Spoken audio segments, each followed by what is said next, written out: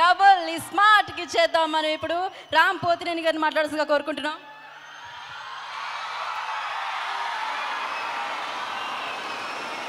Visakhapatnam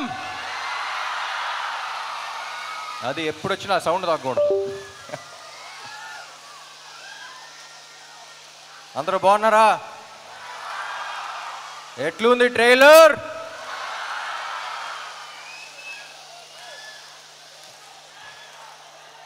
yes, thank you thank you thank you thank you thank you thank you thank you. ఎప్పుడు మాట్లాడే ముందు బ్లాంక్గానే ఉంటాను యాజ్ యూజువల్, బట్ ఓకే మా thank you. అసలే బ్లాంక్గా ఉన్నా. Thank you thank you thank you. 2018 December అనుకుంటా పూరి గారిని గోవాలో కలిసా. ఆయన స్క్రిప్ట్ చేయడానికి వెళ్ళారు, సరదాగా వచ్చేయమన్నారు. పక్కన ఉంటే ఎనర్జీ ఉంటుంది, వచ్చేయన్నారు. సరే అని వెళ్ళా. ఎలాంటి సినిమా చేద్దాం అనుకున్నప్పుడు ఒక 10 ఏళ్ల దాకా గుర్తుండిపోయే క్యారెక్టర్ చేద్దామండి, చాలా ఏళ్ళు అయిపోయిందన్న.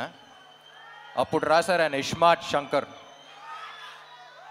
ఇస్మార్ట్ శంకర్ని కరెక్ట్గా డిస్క్రైబ్ చేయాలంటే స్టేజ్ మీద పద్ధతి కాదు, బట్ కొంచెం డీసెంట్గా చెప్పాలంటే ఆడొక మెంటల్ మాస్ మ్యాడ్నెస్ ఆడు. అది I think it's one of a life time experience. నేను ఇప్పుడు యాక్ట్ చేస్తున్నప్పుడే నాకు వచ్చిన కిక్ నాకు వేరు. నేను అప్పుడు ఫస్ట్ కాపీ చూసిన తర్వాత కూడా పూరి గారితో అదే అన్నా, ఏమండి నేను ఈ క్యారెక్టర్ చూసినప్పుడు నాకు ఎంతైతే కిక్ వచ్చిందో అందులో 10% ఆడియన్స్ ఫీల్ అయినా సరే I'll be very happy, because I want them also to enjoy as much as I enjoyed అని.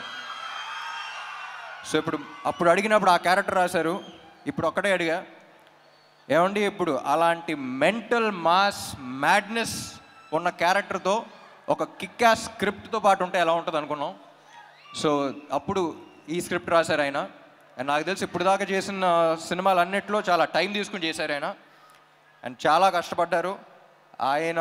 ఆయనతో పని చేసేటప్పుడు ఎంత కిక్ ఉంటుందో ఆయన స్క్రిప్ట్ విన్నప్పుడు కూడా అంతే కిక్ ఉంటుంది. అండ్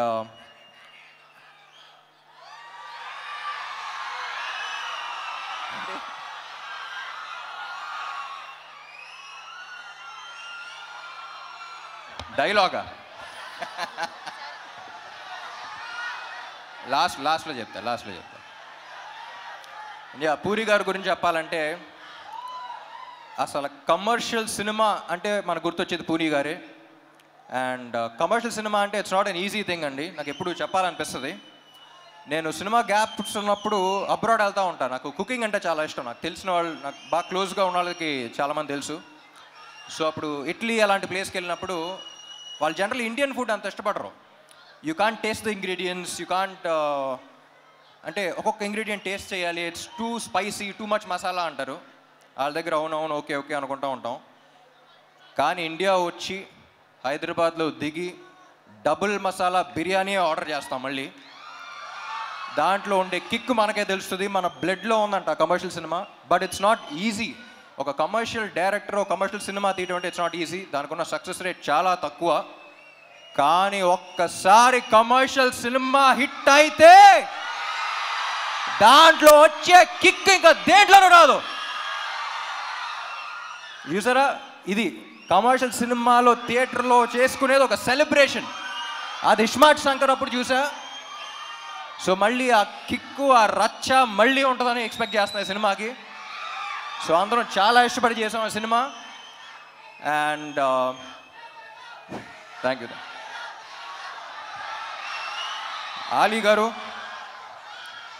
యాక్చువల్లీ సినిమాలో, పూరి గారి సినిమాలో ఆలీ గారి ట్రాక్స్కి ఒక స్పెషల్ ఇంపార్టెన్స్ ఉంటుంది. మెయిన్ దానికి సంబంధం ఉండదు. సో అన్ఫార్చునేట్లీ మీతో షూట్ చేయలేకపోయాను, చూడలా. బట్ లొకేషన్లో అందరూ చాలా ఎంజాయ్ చేశారని చెప్పారు. I wish I was there on sets with you. And Kavya ఏం చెప్పకముందే థ్యాంక్ యూ ఉంటుంది, అంత మంచి అమ్మాయి.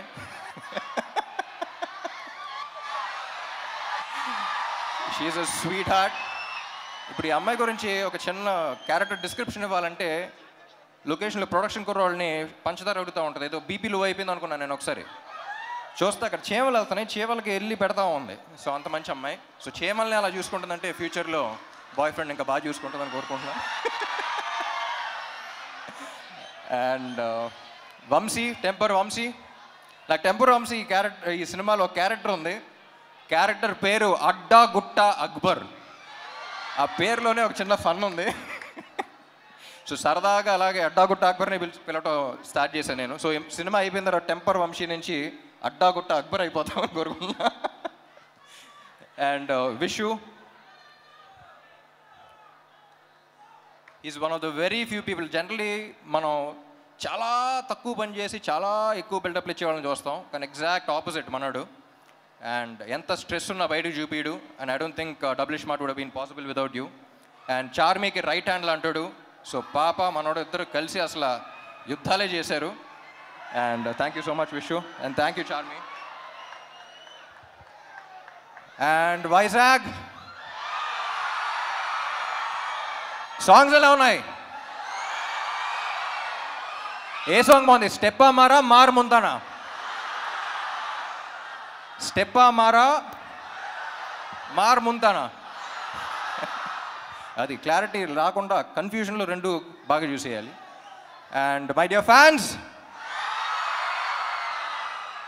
సినిమా చేసి బాగా అలసిపోయే టైంలో ప్రమోషన్స్ పెడతారు. అసలే ప్రమోషన్స్ అంత ఇంట్రెస్ట్ ఉండదు, బట్ ఆ అలసిపోయిన టైంలో పెడతాం.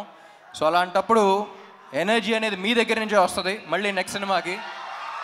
అండ్ వైజాగ్ వచ్చిన ప్రతిసారి ఆ ఎనర్జీ తీసుకెళ్తాను. Thank you so much.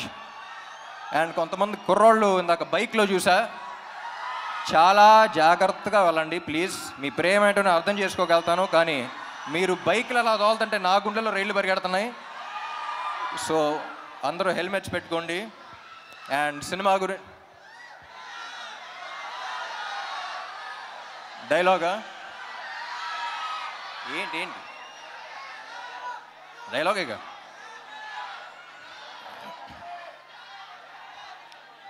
డైలాగులు యాక్చువల్లీ సినిమాలో ఎక్కువ ఉంటాయి, కానీ ప్రస్తుతానికి August 15th కలుద్దాం.